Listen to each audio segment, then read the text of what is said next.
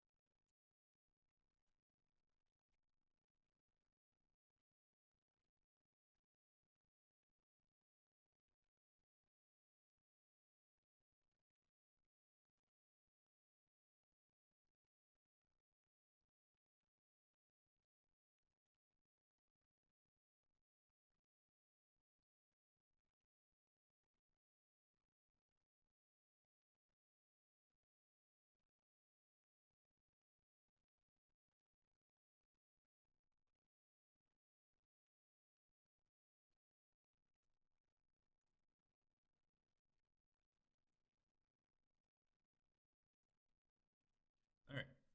So again, that question is, how's the development of jazz related to modern musical genres such as hip hop and rap? Um, I feel like this graphic gives you somewhat of an idea of it, but I really don't feel like it gives us as much justice as it should be. Even though jazz is many times considered to be kind of like a combination of three older forms of music that originated from other traditional musics as well, jazz, it is the roots of all modern musical genres that are popular in our media today. Not only did it lead to the development of rap and hip hop, but also R&B, in many cases pop, and rock music had a huge influence in the jazz movement at the time. On top of that, it really is essential to also understand how important jazz was in bringing together two groups of people that traditionally hadn't gotten along in American history, and that, of course, would be white and black Americans. Jazz and rock and roll music would really bring together these two groups on a common ground, breaking down many barriers that had been created, unfortunately, after the Civil War. So, we've had enough background. Let's really talk about what the Harlem Renaissance was and what it stood for. So, when you hear the word Renaissance, it is a Latin word, and it stands for rebirth. Unfortunately for African Americans in this country, their culture had more or less been lost through generations of slavery. And as a result, when 200,000 African Americans migrate to the borough of Harlem, New York City, a true rebirth occurs. For the first time, these people had the opportunity to start new and to start over. So a lot of times, this Harlem Renaissance was seen as kind of a exploration or a kind of rebirth in both the cultural, social, and artistic expression of Black Americans. It celebrated both African American culture as well as their widespread influence, not just on jazz and music, but also literature and visual arts as well. And it did give, in many cases, African Americans their first voice, being able to express the issues with race and identity that unfortunately these people faced, and a lot of times had their voices kind of ignored. And many people would also say that this Harlem Renaissance was extremely influential on future generations, especially in African American communities, later inspiring some people to even go out and fight for civil rights on a more widespread level. So during this time period, there was again, kind of a focus on kind of rebirthing what it meant to be a Black American. And as a result, in the 1920s, a new kind of term would be thrown out. In many cases, these writers and artists were referred to as the new Negro. What this stood for was the idea that African Americans should have their own identity. and that they should resist the oppression that they faced in their past and even at that time in the present. Harlem was a hub that would attract many artists and writers that felt like it was kind of like their goal in life to express the complexities and difficulties that Black Americans had been facing. For example, you can see it in some of the art over here,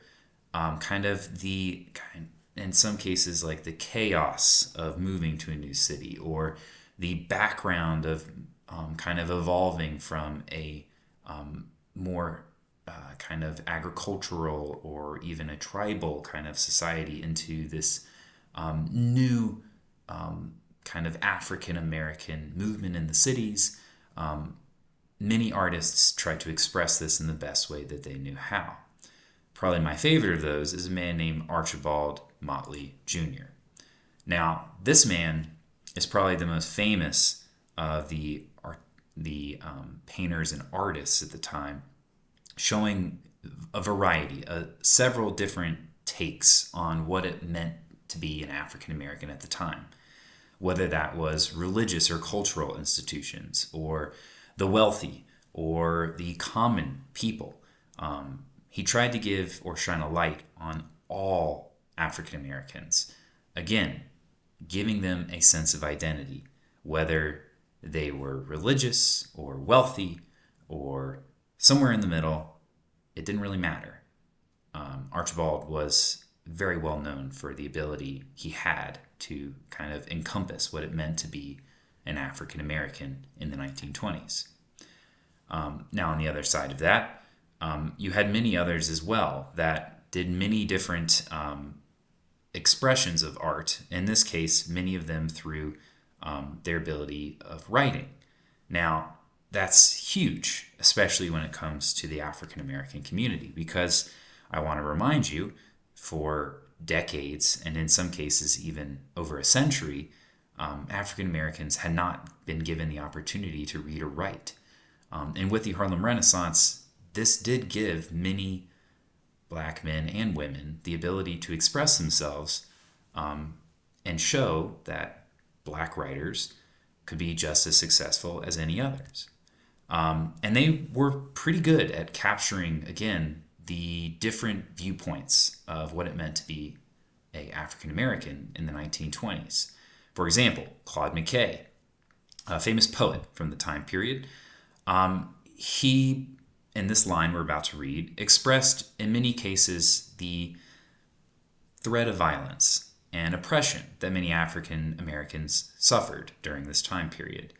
And when we read over these lines, I want you to think about what he's really referring to here, what it means to stand up against oppression instead of being kind of thrown down or being dehumanized. So this is just a couple of lines from a poem he wrote.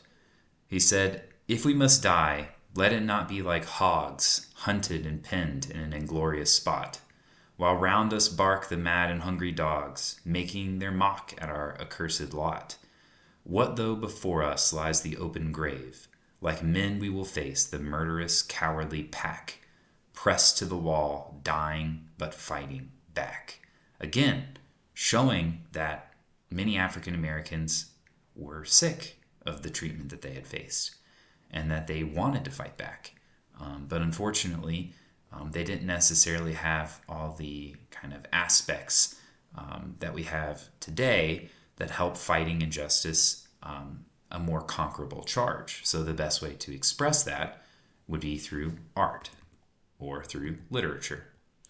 And there were many others as well. Probably the most famous of these African American kind of writers from the Harlem Renaissance time period would be this man here, Langston Hughes. Another very famous poet who also was great at telling stories, unique stories about all types of Black Americans. Another, in many cases, overshadowed writer from the time is pictured here, Zora Neale Hurston. Okay, another amazing African American author from the time. In this case, looking back at the folklore of African American culture, looking back at the different phases of oppression they faced under slavery and in the South in the Jim Crow era. But again, It wasn't just about exposing oppression. It was about fostering a sense of pride, an identity that African Americans should be able to live their lives and be able to express themselves like anybody else. And this would, of course, influence other future generations of both black and white Americans to stand up against the injustices that many African Americans faced.